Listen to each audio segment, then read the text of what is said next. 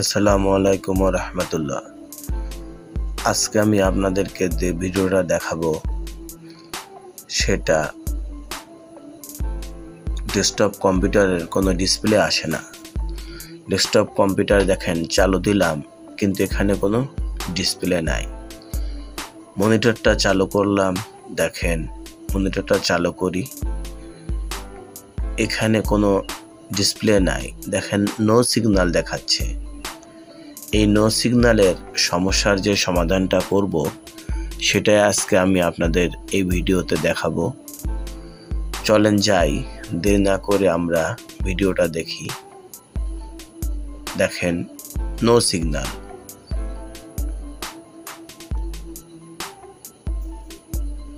এখন ডেস্কটপ কম্পিউটারের সব কেবলগুলা ক্রমান্বয়ে খুলব।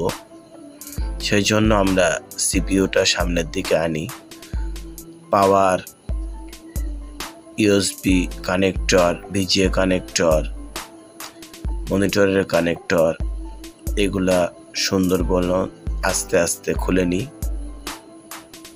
সাউন্ড কার্ড, RJ45 কেবল, এগুলা খুলে নিয়ে আমাদের সিপিইউটা খুলতে হবে। সিপিইউর স্ক্রুগুলা খুলব।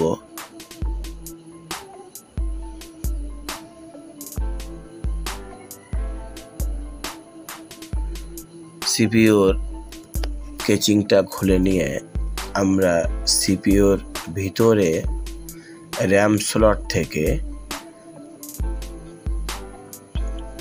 র্যাম এখানে দুইটা লাগানো আছে, এই দুইটা র্যামই খুলে ফেলব।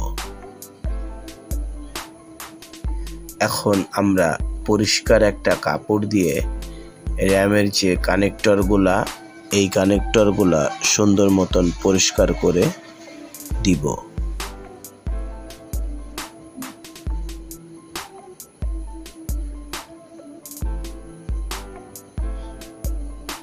এখন আবার আমরা ক্রমান্বয়ে যেখানে র্যাম স্লটগুলা লাগানো ছিল সেইভাবে আবার সুন্দর করে বসিয়ে দিব।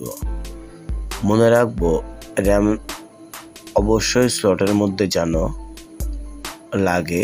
র্যামটা লাগানোর পরে র্যামের দুই প্রান্তে দুইটা আঙুল দিয়ে আমরা একটু জোরে চাপ দিব। যারা এক্সপার্ট দেখেন সামনে একটা চাপ, পিছনে একটা, এরকম ভাবে চাপ দিয়ে দিব। এখন আমরা কেসিংটা সুন্দর করে লাগিয়ে নিই। স্ক্রুগুলা লাগাই।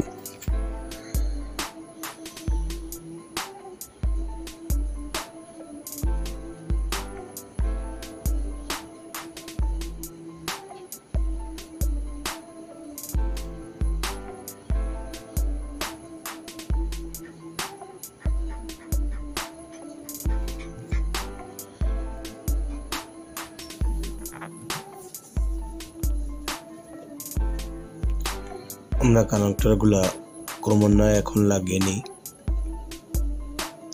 সাউন্ড কেবল, RJ45 কেবল, পাওয়ার কেবল,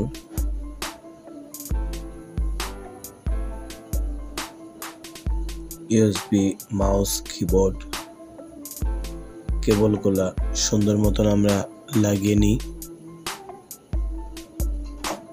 ভিজিএ কেবলটা যেন একদম সুন্দর মতন লাগে। ভিজিএ কেবলটা যেহেতু ভিজিএ আসে না, সেটা আমরা সুন্দর মতন লাগিয়ে নিব। এখন আমরা পাওয়ার দিয়ে দেখি, পাওয়ারটা অন করি।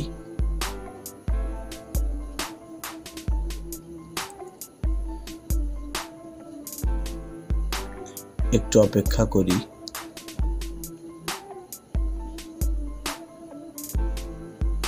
দেখেন আমাদের কাঙ্ক্ষিত যে সমস্যা ছিল, নো সিগন্যাল, কোনো ডিসপ্লে ছিল না মনিটরের উপরে, সেই সমস্যা সমাধানটা হয়ে গিয়েছে।